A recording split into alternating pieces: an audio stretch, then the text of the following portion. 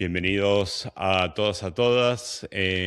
Con Osures, Educar entre Pantallas, estamos estableciendo una nueva serie de entrevistas de esta temática que nos une. Es una problemática muy en boga, tanto en España como en los países del Cono Sur, Argentina, Chile, Uruguay y Paraguay. Y hoy en día tenemos un invitado muy especial. Hoy conversamos con Mariano Fernández Enguita, sociólogo y catedrático emérito de la Universidad Complutense de Madrid y una de las voces de referencia en el análisis de la educación y de sus transformaciones más en boga últimamente. A lo largo de su trayectoria ha estudiado especialmente la desigualdad educativa, la organización escolar y la profesión docente, y en los últimos años la transformación digital de la educación. Ha impulsado proyectos de innovación como la Hiperaula en la Universidad Complutense de Madrid y es el autor de obras como La educación en la encrucijada, Más escuelas y menos aulas, y La quinta ola, dedicada a la transformación digital del aprendizaje, la educación y la escuela. Además, en su blog Cuadernos de Campo colabora también muy asiduamente en artículos en el diario El País, donde reflexiona sobre educación, desigualdad y cambio social. Nada más es extenso el currículum de Mariano. Mariano, muchas gracias por acompañarnos. Gracias. Buenos días, buenas tardes. Queremos hablar primero, entablar esta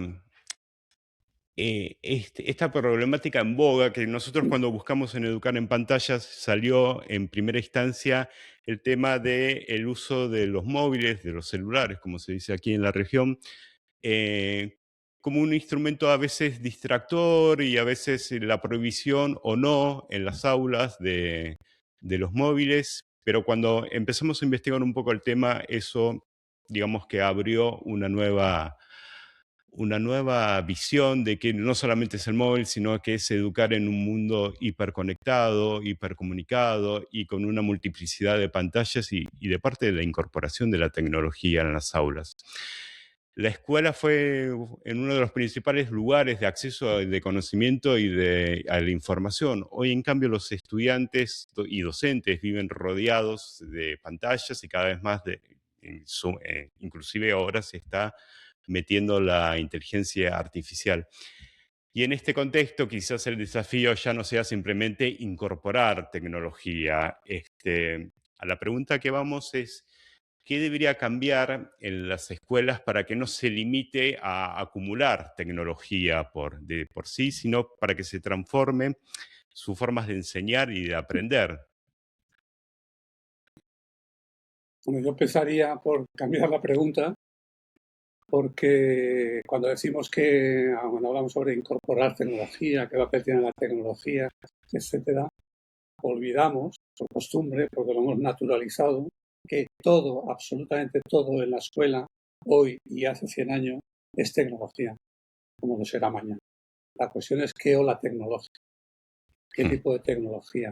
Toda la escuela es tecnología, sea tecnología instrumental, pensamos en ordenadores, pantallas, iPads, teléfonos, redes de internet, etcétera, pero un libro, un cuaderno, un bolígrafo, una pizarra, un mapamundi, todo eso es tecnología. Tecnología. Son Claro. instrumentos que utilizamos para representar de un modo u otro algo, ¿no?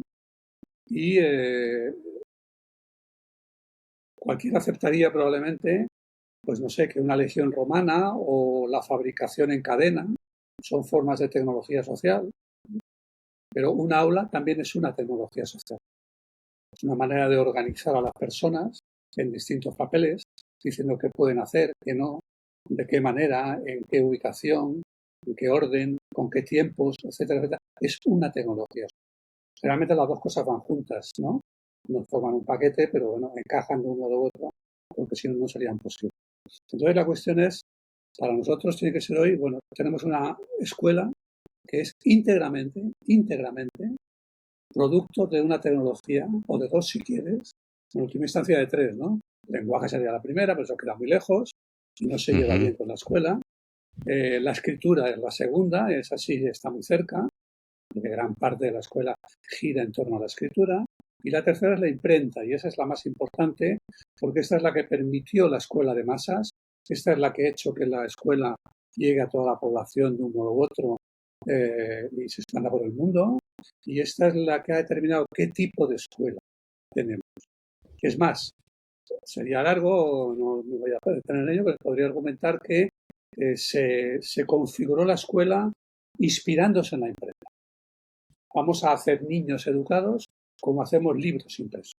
O sea, la perspectiva de Comenio es el santo padre de toda la organización escolar, ¿no? La didacografía. Vamos a ver cómo imprimimos a los niños. Los vamos sacando a todos igual.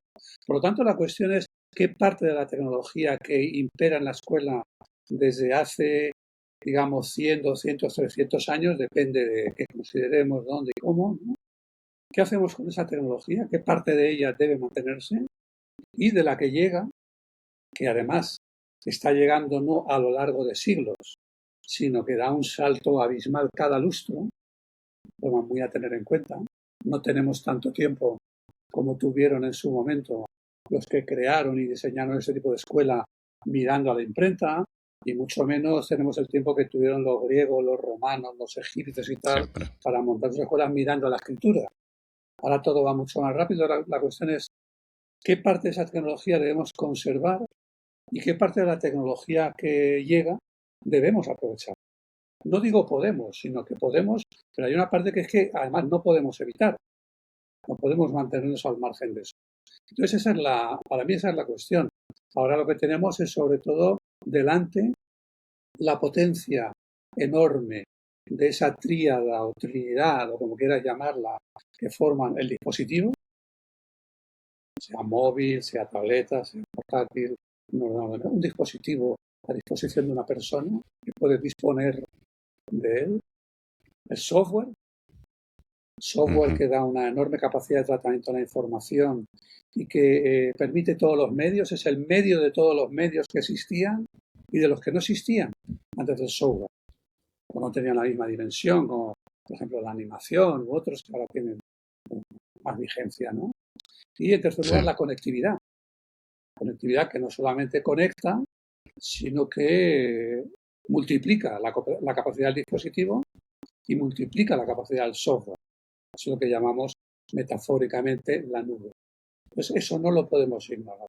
Y ahora, por si eso era poco, pues desde hace 4 años, tenemos ahí flotando la IA generativa, la inteligencia artificial generativa. Hay más formas de inteligencia artificial, pero sobre todo esa, que desde el punto de vista de la escuela tiene, yo creo, sobre todo nos da una enorme oportunidad porque tiene una capacidad sin par hasta hoy en algo que la escuela iba destruyendo poco a poco, que es la interactividad.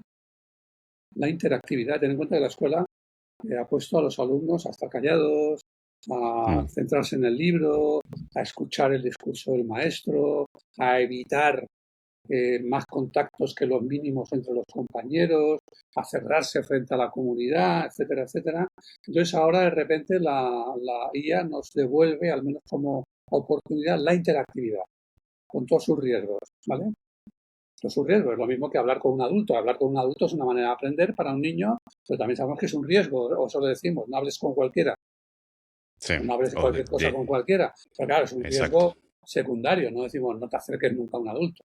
Entonces, tenemos esa interactividad y tenemos otra posibilidad enorme, otro activo enorme, que es la adaptatividad, o como quieras llamarla. Es decir, la inteligencia artificial no habla a todos por igual, como hace el libro de texto, sin excepción, y como se ve obligado a hacer en gran medida el profesor. La inteligencia artificial no tiene ese problema, es ilimitada en sus capacidades y por lo tanto se puede usar como se quiera. Yo la uso para aprender. Te digo, explícame esto, que no sé, no me acuerdo. Exactamente, sí. Hay una interacción y también la forma de escribir, la forma de preguntarle a la inteligencia artificial también. Pero en esta escuela de esta acumulación de tecnología hay a veces que, claro, en algunos momentos se dice, bueno, acumulemos, integremos cuanto más tecnología mejor a un aula, pero una meramente acumulativo y después decir, bueno, ¿quién es el docente? ¿Es la escuela? ¿Es la institución? ¿Es el gobierno? ¿Cómo se intercede entre decir, bueno, cuál es la tecnología que incorporamos, cuál es la tecnología que conservamos todavía, más en un aula que hoy por hoy pareciera que es un aula de una educación del siglo XVIII? Esto lo ves en tu presentación del hiperaula diciendo, en contraste del maestro, 30 alumnos sentados, escuchando en silencio, ni siquiera interactuar casi con el profesor, porque el profesor habla y después luego se pregunta, en un aula cerrada, como en un compilado de una institución de aulas donde no hay interacción tampoco entre las aulas ni en los profesores. Y creo que eso que también se junta entre la forma de educar, la forma de incorporar la tecnología y la escuela como institución, como, como entidad que vos planteás en esa definición de hiperaula, ¿verdad? Bueno, la hiperaula es, digamos, lo que podemos hacer hoy del aula tradicional cuando la tecnología nos puede hacer, nos permite hacer otras cosas, ¿no? O sea, yo lo llamé hiperaula, podría haber llamado de otro modo, Sí. entorno de aprendizaje innovador, por ejemplo, como lo llaman los ingleses. Se puede poner cualquier nombre, ¿no? ¿Por qué hiperaula? Bueno, primero porque de todo modo es un hiperespacio. Es decir, la idea era, ahora podemos hacer lo que queramos prácticamente en el aula, entonces vamos a desatornillar los pupitres del suelo, los bancos de los pupitres y a los alumnos de los bancos. Entonces, cuando queramos dar una lección, pues sí, que se sienten así, ¿no? Cuando queramos trabajar en grupo, que puedan hacerlo de otro modo. Cuando estén haciendo cosas distintas, que puedan estar en posiciones distintas. Que distintos grupos pueden hacer distintas cosas. En ese sentido, es hiperaula porque es un hiperespacio. Un hiperespacio es un espacio en el que tú dispones de las tres dimensiones. En un aula hoy solo se dispone de dos. O de ninguna, si no te dejan moverte, ¿no? Dispones de las tres dimensiones y de la cuarta, que es el tiempo. Con flexibilidad puedes organizar el tiempo como quieras, ¿no? También porque es hiperrealidad, es decir, los medios de representación de los que se servía la escuela hasta ayer eran mínimos, eran muy torpes, eran muy, muy limitados, ¿no? Hoy pienses simplemente en la comparación entre, por ejemplo, recorrer un territorio, el de tu ciudad, o el de la zona rural más próxima, a través de Google Satélite o Earth o cualquier otra instalación, aplicación de tipo geográfico, la diferencia entre verlo así o verlo en un mapa plano es que no tiene nada que ver, no tiene nada que ver la experiencia. No, Entonces, y exactamente, sí. podría hacer una lista de cosas, me da lo mismo eso, que sea eso, o poder hablar con alguien que está lejos, o poder entrar vía realidad virtual, yo qué sé, en una comunidad de esclavos, o lo que sea. Entonces tenemos medios mucho más ricos para hacer lo que ya hacíamos muy mal, que era representar la realidad. Ahora podemos representar realidades que eran irrepresentables, imagínate ver un volcán por dentro, o podemos verlas de modo mucho más rico, y eso pues da otras posibilidades en la escuela que hay que aprender a manejar, ¿no? Y también porque es un entorno hipermedia, es decir, el medio de la escuela era lo escrito. Y de hecho lo que se esperaba es que el alumno aprendiera lo escrito en el libro de texto y que el profesor antes lo recitara. Ese es el sentido de la lección, leer lo que está en el libro, ¿no? Entonces hoy no necesitamos eso, hoy lo que podemos perfectamente es transitar de un medio a otro, es decir, podemos pasar de estar leyendo algo en una pantalla a que nos lo cuente la pantalla de viva voz, a verlo convertido en imagen, en fin, no voy a enrollar con eso, pero digamos, hay una transición sin fricciones, tenemos todos los medios a disposición, eso es multimedia, y hay una transición sin fricciones entre un medio y otro, y eso es lo que es hipermedia, ¿no? Es ese sentido de la idea de la hiperaula, ¿no? Pero claro, la hiperaula no te dice cómo dar la casa, no te dice ahora de repente tienes que ser hipermedia, No, la hiperaula lo que hace es que convierte al profesor en el diseñador. El Mm. profesor ya no entra en un entorno diseñado. Cuando tú entras en un aula tradicional, o eres alumno y te sientas abajo, o eres profesor y te subes arriba a la tarima, es que no hay más. A la Como tarima. dicen O en estás de Jerez, pie, aquí exactamente. en una localidad muy clasista que hay, dicen aquí en Jerez, o eres Domecq, que es la familia rica, o eres Sí. caballo, no hay más. Bueno, pues en el aula o eras profesor dictando o eras alumno escuchando. En cambio, la hiperaula permite que el profesor decida, no digo que decida cada día o cada 5 minutos, no se trata de volverse neurótico ante la incertidumbre, pero sí que tenga un plan de cómo desarrollar un periodo o una materia o un área o lo que sea. Esto lo voy a hacer así, esto como tiene todas las posibilidades abiertas, incluida la de siempre, es soltar la lección y decirles a los alumnos que relean Sí, los lo apuntes. Eso clásico, también lo exacto. puede hacer, Sí. pero no es obligado a hacerlo, ¿no? Entonces, la hiperaula no dicta qué hacer, sino que permite y capacita. Y el profesor pasa a ser no simplemente un lector de una lección, que luego corrige o acompaña con algo, ¿no? Pero, sino un diseñador y un curador. Entonces el aula, claro, pasa a ser otra cosa. Además, un aula ahora, hoy, en el mundo actual, un aula ya no es un lugar al que un alumno venga a descubrir algo que no podría ver de otro modo.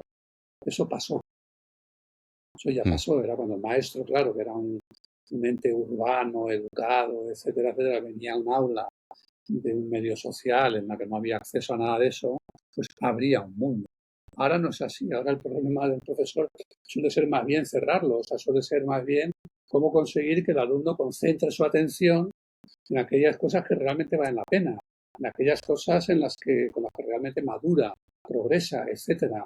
Entonces, es lo mismo, ya no es una ventana al mundo, las ventanas se llaman Windows, Safari, etcétera, son los navegadores, que son los que nos llevan virtualmente donde queramos, A y el otro aula es lado, otra sí. cosa. Entonces, claro, el profesor tiene otras muchas posibilidades.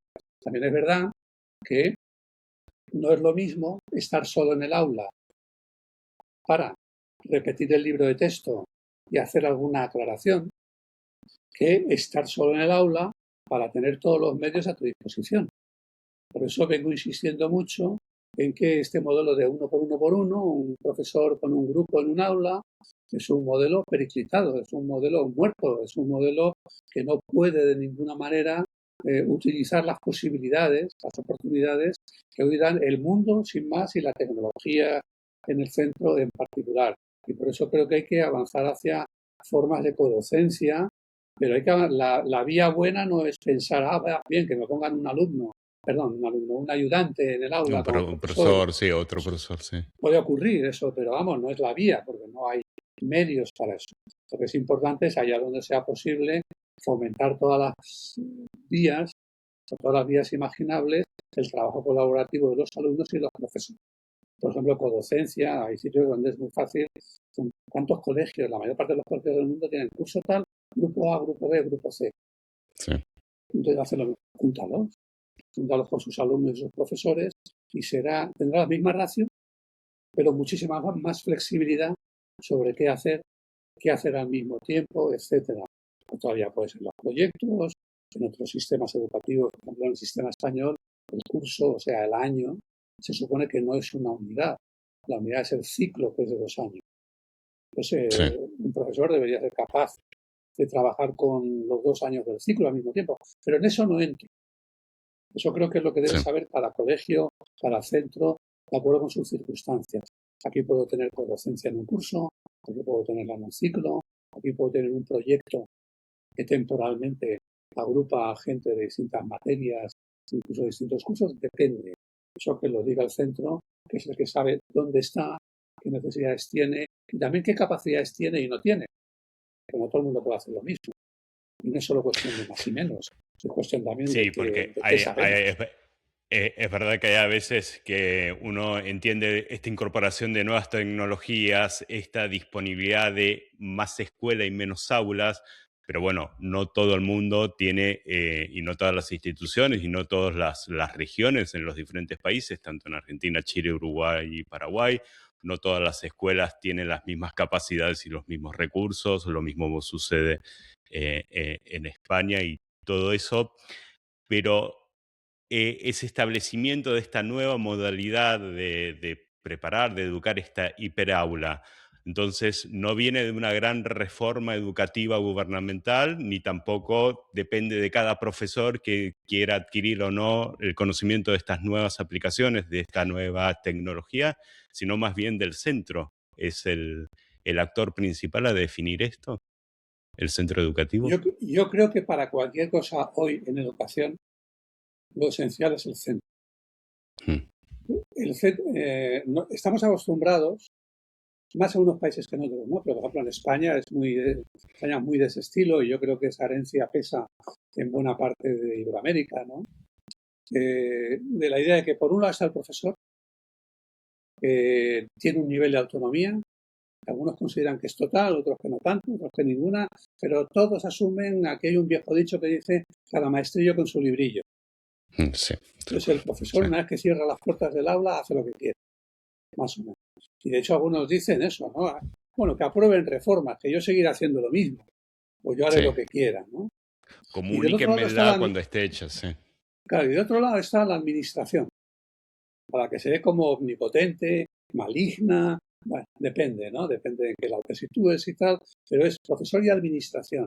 Y a mí me parece que lo esencial no está ni en uno ni en otro, sino que está en medio. Está en un nivel que no es ni el micro ni el macro, sino el meso, que es el nivel de centro. ¿Por qué el nivel de centro? Pues porque estamos hablando de un alumno, o sea, nosotros podemos individualizar lo que queramos al alumno, pero el alumno va a pasar de un curso a otro durante años. El alumno tiene en el centro, incluso si es de primaria, de escuela primaria básica, tiene un maestro principal, pero tiene al menos 3 o 4 que se ocupan de otras cosas, que si lengua, que si música, que si educación física, lo que sea, depende del lugar y el sistema, ¿no? Pero cuando pasas a secundaria, ya lo que tienes es un montón de profesores de asignatura, cada uno de los cuales se ocupa de su asignatura, de su materia, de vez en cuando del alumno, pero probablemente no mucho, porque a su vez el profesor tiene un montón de grupos. Entonces, ¿qué es lo que importa ahí? Lo que importa es que el centro sea coherente, que el centro sea consistente, que no les digan en una asignatura que hay que memorizar y en otras que no se les ocurra memorizar porque tienen que ser creativos, bla, bla, bla. Me da igual. No puede funcionar que cada profesor se invente una cosa. Y no funciona.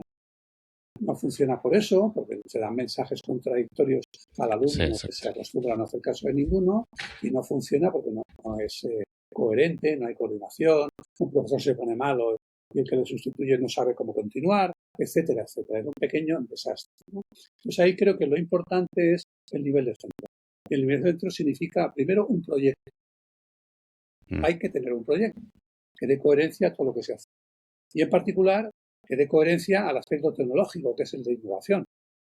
En gran medida es el de innovación. Es decir, ese proyecto tiene que explicar, tiene que comprender cómo, en qué medida, en qué condiciones, de qué manera, etcétera, se va a integrar o no la tecnología.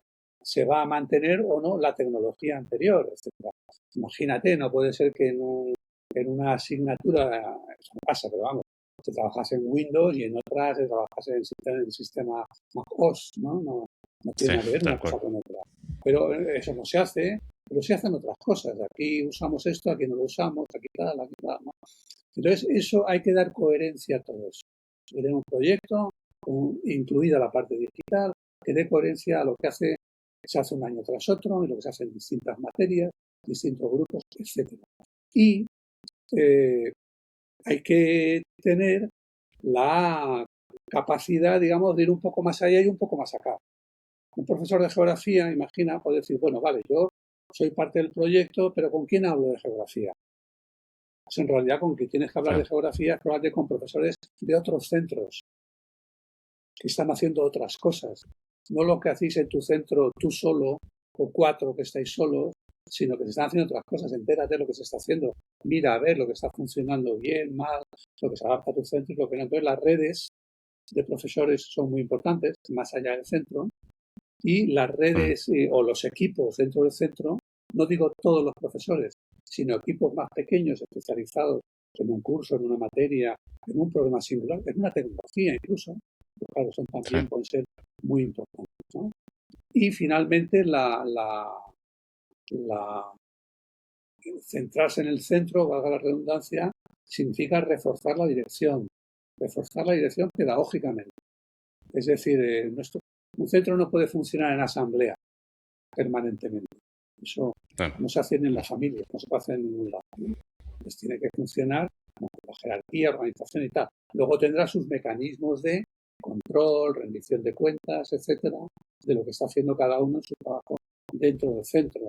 Pero no puede ser lo de cada día. Entonces es importante tener direcciones capaces, que tengan capacidad de coordinación, etcétera, etcétera. Y bueno, pues para mí sobre todo eso, va a requerir cambiar el modo de formación de los profesores, la perspectiva que tenemos del personal del centro, no ya como una suma de profesores. Igual que un quirófano no es una suma de cirujanos, sino que hay gente, hay anestesistas, hay enfermeros, enfermeras, lo que sea, etcétera, etcétera, que se ocupan de cosas distintas, ¿no? Con funciones distintas. Un centro tiene que aprender a tener funciones distintas, porque se van volviendo más complejas y no todo el mundo puede hacer todo.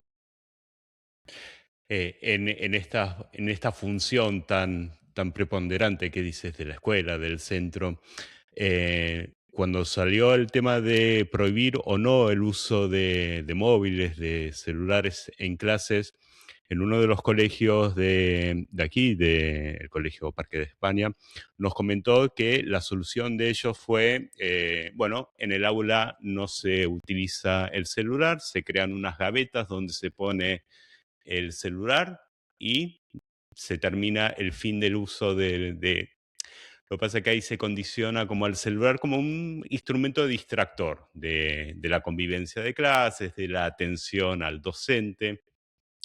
Se, se crean esas, perdón, se crean esas gavetas donde uno pone, acá teníamos un ejemplo que nos contaba la directora de aquí lo llamamos un poco una viveza criolla. Había un alumno que llevaba 2 celulares, se entregaba el celular para que se lo guarden y se quedaba con el que usaba.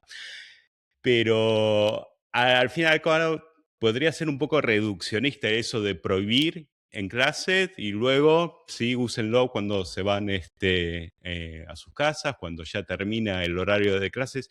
Es como una solución de la educación antigua, diciendo, bueno, esto es un distractor más, como cuando nosotros éramos chicos y llevábamos una revista de cómics o unas barajas en el aula, o después salieron los videojuegos, se prohibía eso en el uso de clase y listo, el celular era lo mismo. Pero claro, esos eran en épocas de que éramos nativos analógicos. Ahora las nuevas generaciones son chicos digitales. Entonces le estás quitando por ahí un instrumento que para ellos los identifica mucho, muy preponderantes, como ciudadano digital, que es el uso del móvil.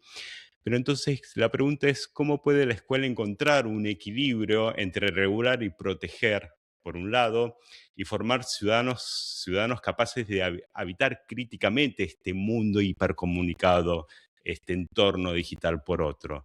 Es la función de esta nueva función que debería tener el colegio como más escuela y menos aula.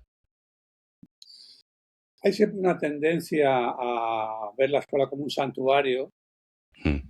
Eso era una expresión común en el mundo de la educación francés, ¿no?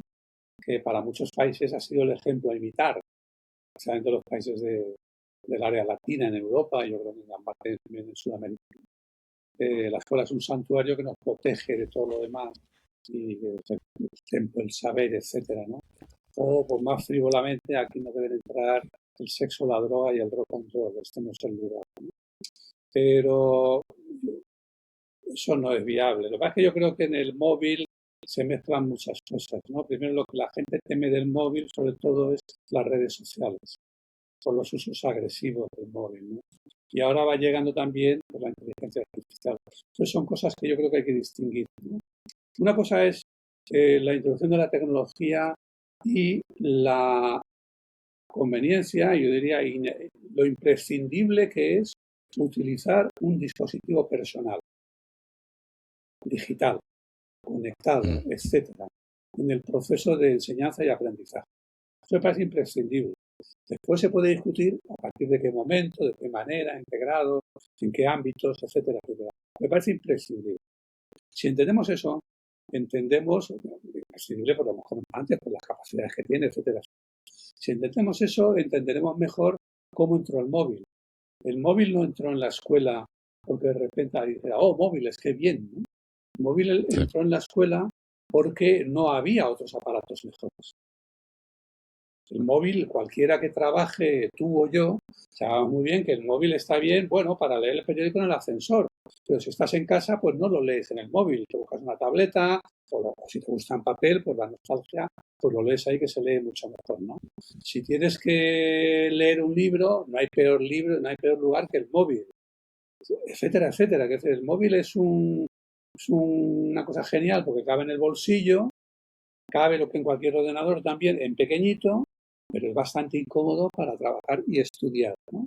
Entonces entró por lo que se llamaba el BYOD, ¿no? Tráigalo usted mismo, traiga su propia tecnología, que es que era muy caro que un colegio pusiera tabletas o ordenadores para todos, que no fueran a utilizar todo el día, y era muy duro que un colegio le dijera a todo el mundo, cómprese su ordenador, tráigaselo, cómprese su tableta y tráigala en la mochila. Pero es que se hizo, luego, como resulta que todo el mundo tiene móvil, o casi todo el mundo, o queda muy poca gente que no lo tenga, y a eso sí podemos ayudarles, pues son muy poquitos, pues que cada uno traiga su propio dispositivo, que además lo conoce, lo maneja mejor, es más rápido, etcétera. Claro, eso, si lo haces con gente de 30, 40 años, puede funcionar hasta cierto punto, ya es un problema, como sabemos, por las comidas, por las reuniones, etcétera, etcétera, es un problema porque todo en el móvil, y no solo en el móvil, está hecho para llamar nuestra atención, engancharnos y dedicarnos a que no levantemos la vista de ahí. Todo es una trampa, ¿no? Pero es verdad que el dispositivo es potente. Entonces, ¿qué pasa con el móvil en la escuela? Primero separémoslo de las redes sociales. Las redes sociales a día de hoy son dispositivos malignos para vendernos cosas. En el mejor de los casos, para vendernos algo. En el peor, para convertirnos en fanáticos de algo. Sí, o para hundirnos directamente. Es decir, hay pocas cosas buenas que un niño hoy pueda sacar de la red. Por lo tanto, la prohibición de las redes, por un lado, hasta los 16, y una vigilancia mucho más estrecha de qué hacen los propietarios de las redes con los algoritmos y cómo intervienen ahí, y cómo determinan qué ves y qué no ves, etcétera, y en particular qué ve y qué no ve un menor. Eso me parece absolutamente necesario. Pero eso es una cosa. Otra es el móvil. ¿Se debe llevar el móvil a la escuela? Hombre, yo creo que como tal, un alumno no necesita un móvil en un aula. Pero si no hay otros dispositivos, o si imaginemos el profesor quiere hacer, por ejemplo, hoy una salida por el campo alrededor y quiere que vean cómo se maneja un mapa o qué tal, pues me parece muy bien. Es decir, me parece muy bien que se utilice el móvil para una actividad que se ha diseñado como tal. Y se ha diseñado con móvil porque no se puede hacer otra cosa. Pero está bajo el control y es producto del diseño del profesor. Requiere, por supuesto, que el profesor sepa lo que hace, cosa que no está garantizada de antemano, porque no todo el profesor ha sido formado en eso ni nada por el estilo, ¿no? Por lo tanto, yo te diría, móvil no, o sea, que lo dejen en el casillero o en la caja Faraday, en fin, como dice cada centro, ¿no?